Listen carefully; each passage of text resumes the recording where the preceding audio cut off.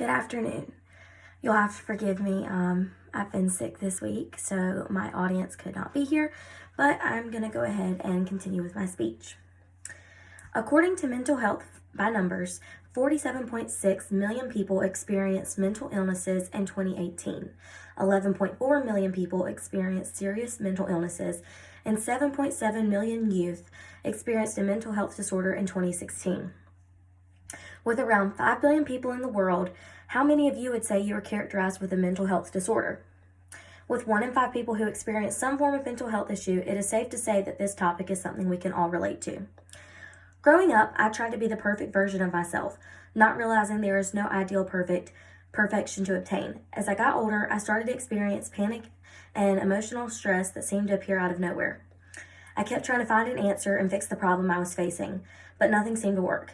At the time, I was in denial and did not want to admit there might be an underlying cause. After all, I was 19 years old I went 19 years without experiencing any of these symptoms before. How many of you would say that your symptoms appeared at a random moment in your life? That feeling of being trapped, your heart racing, and breathing labored. If you have ever experienced any of these symptoms, you know what it's like to live with an anxiety disorder. Anxiety is more than having a little bit of stress. In fact, stress is a normal part of life for most adult Americans. Even children from the ages of 6 to 17 can experience some sort of stress as well. When that stress takes over your life to the point of fear, keeping you trapped in that same cycle, you can assume there is more of an underlying root to your problem. Unfortunately, when people experience this distress, they tend to think it will get better if they just ignore it. According to PsyCom, 50% of people with anxiety will potentially develop depression as well. Not only are anxiety and depression the most common forms of mental health, but other people experience bipolar disorder, obsessive compulsive disorder, schizophrenia, and even major traumas such as traumatic stress disorder. These all fall under the category of mental health. With so many people being affected by this stigma, is it safe to say we are genetically made with an underlying source, or do we have factors that cause our mental state? After all, up until I was 19 years old, I never experienced any signs of mental health problems. Did I develop this problem on my own, or was this issue dormant until something triggered it? To answer this question, I want to make reference of a quote. Lemony Snicket once said, "Just because you don't understand it doesn't mean it isn't so." According to National Institutes of Health, scientists have long recognized that many psychiatric disorders tend to run in families, suggesting potential genetic roots.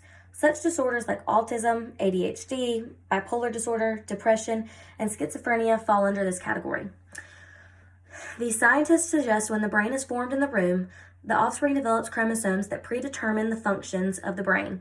If these chromosomes contained that mental health gene, the offspring could potentially show signs of psychiatric disorders when it is born.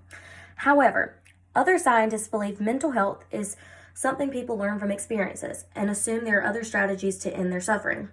According to psychologist Albert Bandura, we learn by doing. This is true to some extent since we are all shaped according to our surroundings. Since the day we are born, our parents and family guide us to believe their same values, but we also learn by other events taking place in our own lives. For example, if I eat a piece of candy and end up getting sick, I will probably condition myself to never eat that same candy again, thinking the candy was the problem. I don't even think for a second it might have been something else I ate that day.